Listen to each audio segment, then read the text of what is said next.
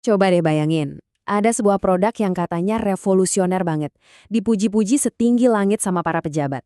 Tapi, di saat yang sama, justru dilarang keras sama pemerintahannya sendiri, dan dianggap ya mustahil lah sama para ilmuwan. Nah, ini kan aneh. Inilah teka-teki yang bakal kita coba bongkar bareng-bareng. Nah, ini dia nih jantung permasalahannya. Di satu sisi, klaimnya itu bombastis banget. Limbah jerami loh bisa jadi bahan bakar oktan tinggi, setara bensin premium.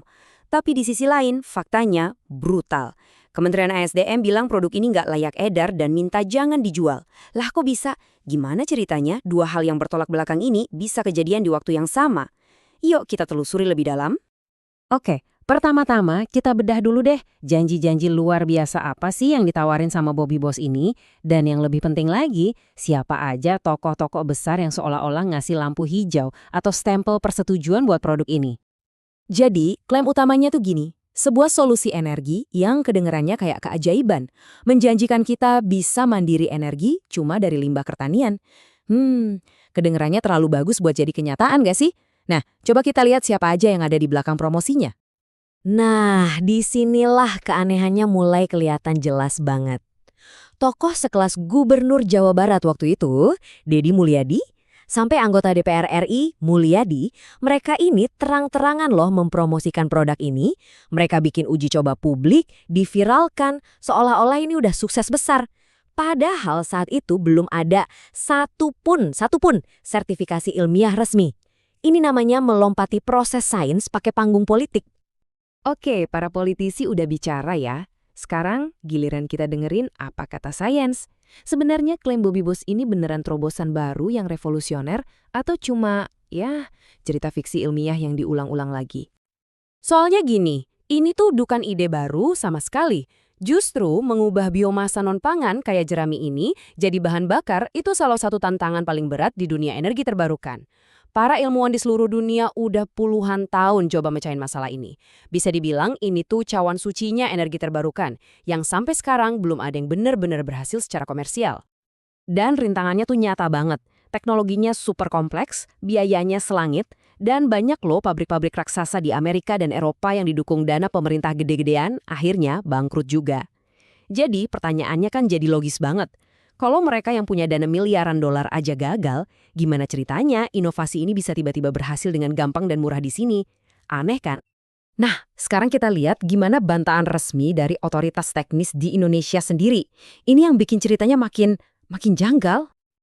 Ini pernyataan yang lugas, jelas, dan gak bisa dibantah lagi dari otoritas energi tertinggi di negara kita. Pernyataan ini langsung mentah-mentah membantah narasi yang dibangun sebelumnya yang seolah-olah bilang produk ini sudah teruji dan siap dipakai. Jelas-jelas dibilang bukan izin edar. Dan proses ini tuh ada alasannya. Untuk memastikan keamanan kita semua, para konsumen, sebuah bahan bakar baru itu butuh pengujian yang super komprehensif. Waktunya minimal 8 bulan. Jadi ini bukan soal birokrasi yang ribet ya, tapi ini soal keselamatan. Gak bisa dong bahan bakar buat kendaraan kita semua dilempar ke pasar cuma modal klaim doang. Mungkin ini fakta yang paling bikin kaget dari semuanya. BRIN, badan riset tertinggi di negara ini, yang harusnya jadi pihak pertama untuk ngecek dan validasi inovasi kayak gini, mereka bilang apa? Mereka bahkan belum pernah dihubungi sama sekali sama pengembangnya. Ini kejanggalan yang luar biasa besar. Dan yang lebih bikin khawatir lagi, fenomena kayak gini tuh ternyata bukan yang pertama kali. Kisah Bobby Boss ini rasanya kayak deja vu, kayak mengulang pola yang udah sering banget kita lihat di Indonesia. Polanya tuh selalu sama. Coba deh perhatiin. Dulu di era SBY ada Blue Energy, katanya air bisa jadi bahan bakar. Terus beberapa tahun lalu ada Nikuba, klaimnya mirip-mirip. Sekarang Bobby Boss. Selalu ada klaim yang spektakuler, terus didukung sama pejabat dengan heboh, viral di media sosial, dan ujung-ujungnya hilang gitu aja tanpa ada bukti ilmiah yang kuat.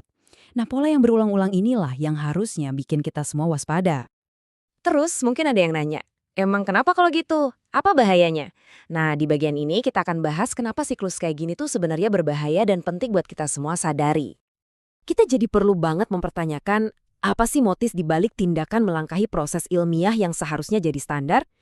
Apakah ini beneran didorong semangat nasionalisme untuk kemajuan bangsa?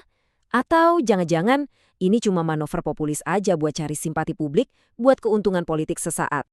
Karena kerusakannya itu nyata banget. Pertama, ini bisa mengikis kepercayaan kita semua sama lembaga resmi seperti Kementerian SDM dan BRIN. Kedua, ini bikin publik bingung seolah-olah produk yang nggak jelas keamanannya ini sah-sah aja. Ketiga, dan ini paling penting, ini mengabaikan keselamatan kita sebagai konsumen. Terakhir, inovasi yang beneran yang diuji dengan susah payah jadi susah dapat panggung karena panggungnya udah dikotorin sama yang kayak gini. Dan kita tutup bagian ini dengan peringatan yang paling jelas dari pemerintah sendiri. Dari Kementerian ESDM, mereka secara eksplisit mengimbau jangan beli produk ini, jangan diperjualbelikan, karena keamanannya belum terjamin. Pesannya nggak bisa lebih jelas lagi dari ini. Dan semua ini akhirnya membawa kita ke satu pertanyaan terakhir yang krusial banget buat kita renungin bareng-bareng. Sebenarnya, apa sih fondasi yang beneran kuat untuk membangun masa depan teknologi sebuah bangsa? Apakah cukup dengan dukungan politik yang heboh dan tepuk tangan meriah?